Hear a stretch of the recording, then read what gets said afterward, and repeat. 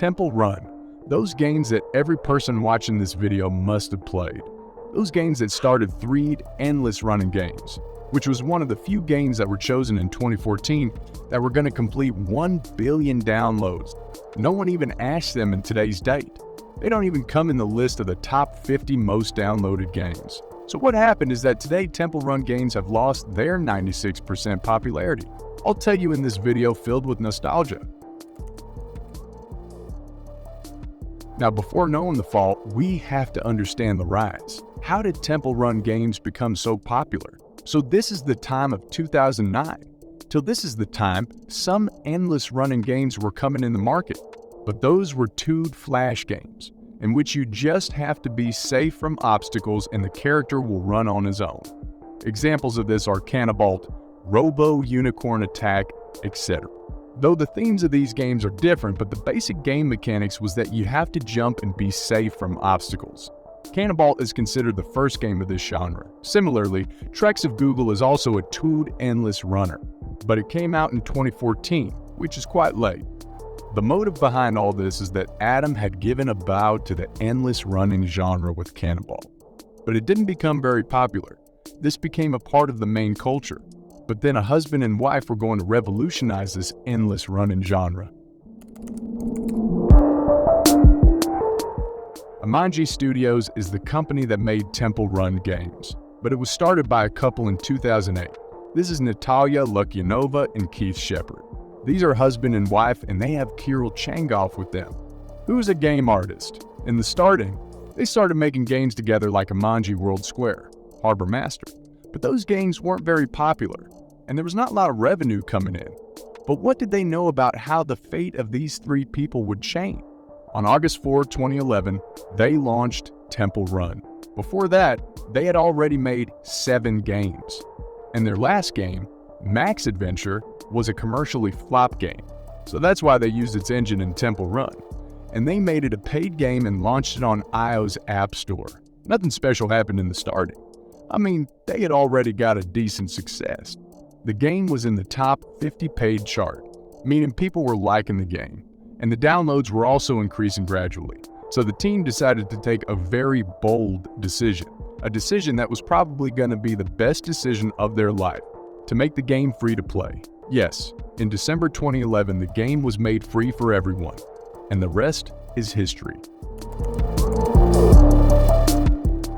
This became the #1 free iOS app, and even the top-grossing iOS app. At that time, the team of 3 left Zynga behind in terms of popularity. Then when the Android version was released next year, then in 3 days, the downloads crossed 1 billion. Now, not only the team of 3, but a proper startup was being made, in which a lot of developers had come. Toys, comic books, and merchandise were being signed, but they got the chance to partner with big brands. In June 2012, we found out that to promote the Brave movie, Disney Pixar partnered with Amanji, and they released Temple Run Brave, in which the movie locations, characters, and everything else was the same. But a rescreened version of Temple Run was being released, in which a new feature of archery was added, but still, the game ran a lot. They did a similar collaboration with Disney again, to promote Oz the Great and Powerful, for which Temple Run Oz was launched in 2013. There, Jamaica's Usain Bolt played Temple Run before races, just for chill. When Amanji found out, he collaborated with him and put his playable character in the game. And along with this, they launched Temple Run 2 in January 20. People were saying, some people were saying, what's the need for this? But developers had to say that they are not able to put a lot of new features in the original game. That's why they had to make a new game. We saw these new features too, like zip lines, mine tracks, waterfalls, jets of fire. The first game was set in an ancient temple which was inspired by the Great Wall of China. But this time, new locations were added. And behind our dangerous guy, not multiple demon monkeys, but only one big demon monkey was there. Overall, the graphics were good. Overall, the graphics were improved, and it was more fun to play. That's why the critics rated it well. And people also liked it. I mean, they liked it so much that within 4 days of release, 20 million downloads were made. And even in 2014, both the games completed 1 billion downloads. But what did the devs know that the downfall of Temple Run series will start from here? In 2016, a new Temple Run game was announced, which is called Temple Run Treasure Hunters. It was made with Scopely, and it was launched in 2017. Now whoever has played or is watching the trailer, then they will understand that it doesn't look like Temple Run. I mean, yes, you are still running in temples and ruins with an ancient artifact, but now puzzles have been included, which you have to solve to move forward. And for this, I don't need to tell you what inspiration they have taken.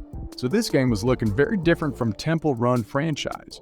That's why it didn't perform as well as expected. After its launch, there was no significant difference in popularity.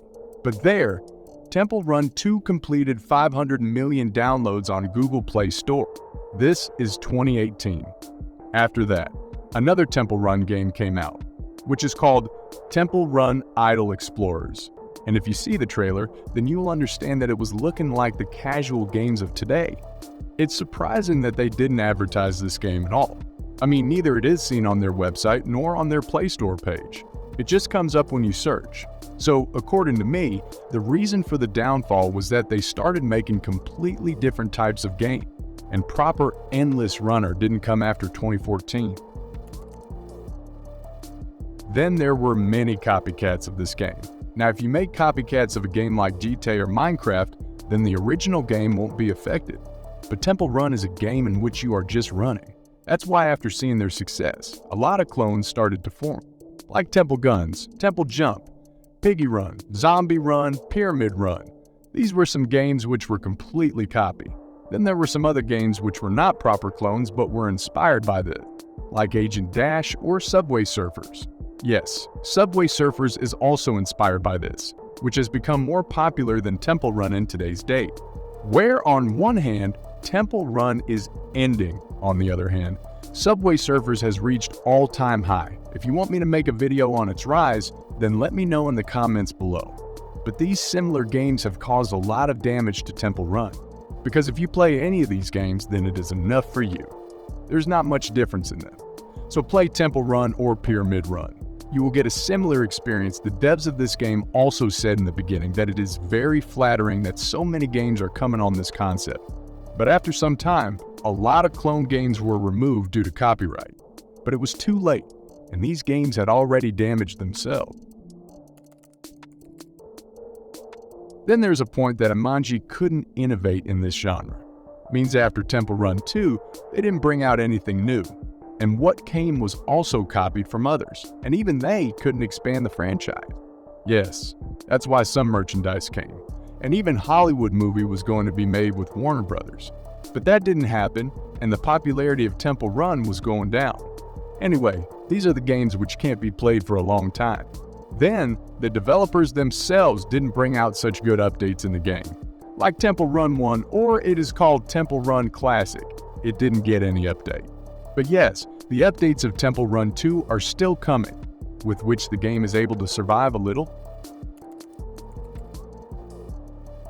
But yes, Temple Run and their developers have to give credit, because they did what no one would have thought possible, making endless runners a cultural phenomenon. I mean, yes, Temple Run was not a first such game. In 1999, a Pepsi Man game came on the PlayStation, which was a runner game. But Temple Run is the game which popularized 3 endless runners, in which there was also a contribution of Subway Surfers. But after them, all the games which came were endless runners. They were inspired by them. Big game franchises started to bring out their endless runners, like Crash Bandicoot on the Run, Super Mario Run, Sonic Dash. Then movies started to make endless runners to promote themselves, like Jumanji Epic Run, Hunger Games Catching Fire, and now latest is Ramsetto The Run. Then they get credit for making our childhood so much fun. Most of you might be able to relate to the fact that we used to play this game so much at that time. We used to compete with each other to see who would score more. On the way back from school, we used to play this game on the phone of our driver, or we used to play it at home. What days were those? And the hyper-casual mobile games which are popular nowadays, they have nothing in front of them. And you might have also felt like downloading these games after listening to them, because it's nostalgia. But yes, we talk about what's going on with Manji and Temple Done, and how the future will be. Because as a fan, I want this series to be popular again. But if we want to gain popularity again in today's time, then there can be social media trends because of which Subway Surfers and Getting Over It were popular again. And if that happens, then Manji should take advantage of that popularity and make movies, animated shows, anime, spin-offs, amusement parks, whatever it is. Everything should be made, just like Angry Birds did. If you like this video, then click the like button, subscribe to the channel, and I'm going to download Temple Run 2.